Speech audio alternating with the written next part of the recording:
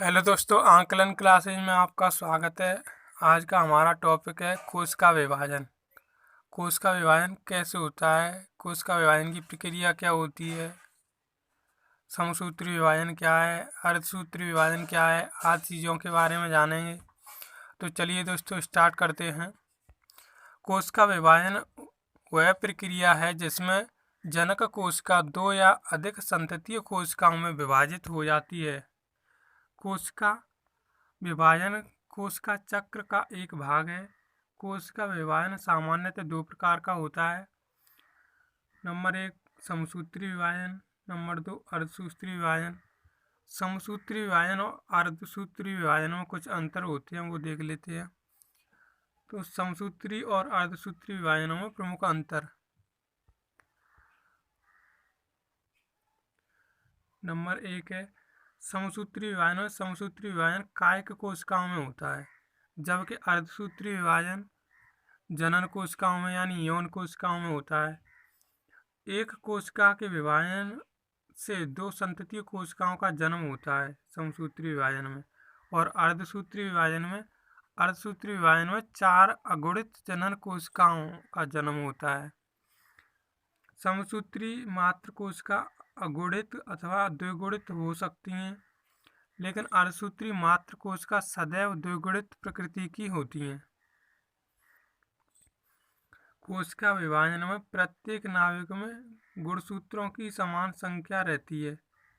समसूत्री विभाजन में कोशिका विभाजन में प्रत्येक नाभिक में गुणसूत्रों की संख्या समान रहती है, लेकिन अर्धसूत्री विभाजन में प्रत्येक नाभिक में गुणसूत्रों की संख्या मात्र कोशिका से सदैव आधी रहती है। समसूत्री विभाजन में यह ऐसी अवस्था से पूर्व घटित होती है जिसमें डीएनए की प्रतिलिपि बन जाती है, और अर्धसूत्री विभाजन में केवल अर्धसूत्री विभाजन एक ऐसी अवस्था से पूर्व घटित होती है।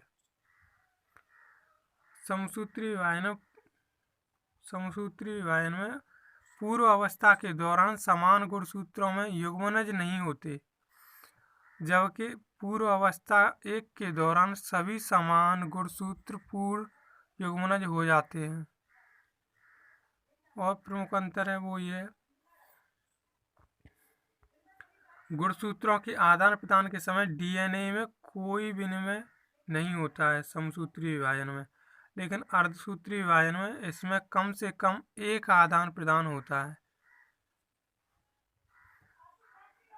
8वां जो प्रमुख अंतर है वो यह है समसूत्री विभाजन में पाश्य अवस्था के समय सेंट्रोमियर अलग हो जाते हैं। समसूत्री विभाजन के पश्चात प्रत्येक संततीय कोशिका में जनन कोशिकाओं के समान डीएनए गुण पाए जाते हैं, लेकिन अर्धसूत्री विभाजन पाश्य अवस्था के दौरान सेंट्रोमियर अलग होते हैं। जैविक गुण क्या होते हैं जानते हैं इसके बारे में। यह जीव जंतुओं में पाए जाने वाले रासायनिक यौगिक हैं। जैविक गुण जीव जंतुओं में पाए जाने वाले रासायनिक यौगिक हैं। ये जीवन निर्माण के संरचनात्मक तत्व होते हैं और जीव जंतुओं में महत्वपूर्ण कार्यों को पूरा करते हैं। यह carbon, hydrogen, oxygen, nitrogen, sulphur और फास्फोरस के बने होते हैं। लिपिड क्या होता है इसके बारे में जान लेते हैं। लिपिड में उदासीन वसा, तेल, स्टेरॉयड और मोम जैसे अणु शामिल होते हैं। ये निम्नलिखित कार्य करते हैं। नंबर 1 वे जल विरोधी प्रकृति के होते हैं, आघात सहन करते हैं, हार्मोन क्रियाओं के जरिए ये कोशिकाओं की क्रिया विधि को नियंत्रित करते हैं, केंद्रित ऊर्जा को संग्रहित करते हैं, सूखने से बचाते हैं। और स्टेरॉयड एक प्रकार के लिपिड्स होते हैं जो कि हार्मोन और संरचनात्मक पदार्थ दोनों के रूप में कार्य करते हैं। कार्बोहाइड्रेट क्या होता है इसके बारे में जान लेते हैं। कार्बोहाइड्रेट कार्बन के हाइड्रेट होते हैं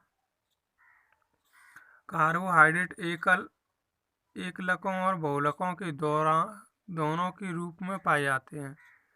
छोटे कार्बोहाइड्रेट को शर्करा कहते हैं, जिसमें मुख्य रूप से मोनोसैकेराइड एकल शर्करा और डाइसैकेराइड द्विशर्करा।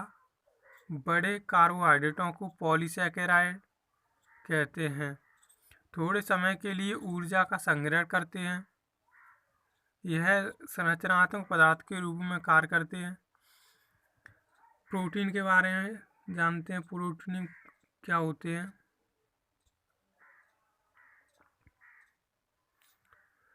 तो प्रोटीन अमीनो अम्ल के बहुलक होते हैं। दोस्तों, प्रोटीन क्या होते हैं?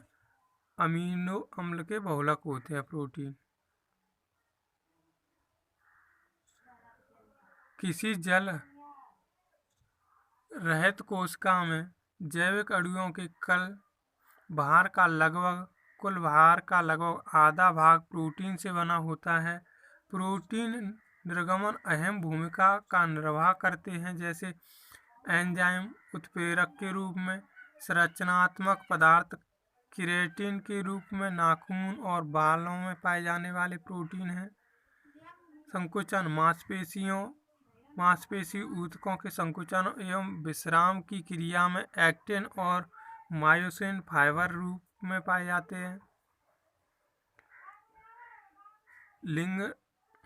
सिग्नल संदेश भेजने वाले इंसुलिन प्रकार के हार्मोन शरीर में शर्करा की मात्रा को संतुलित करते हैं। तो दोस्तों, ये था आज का कोशिका विभाजन से संबंधित टॉपिक का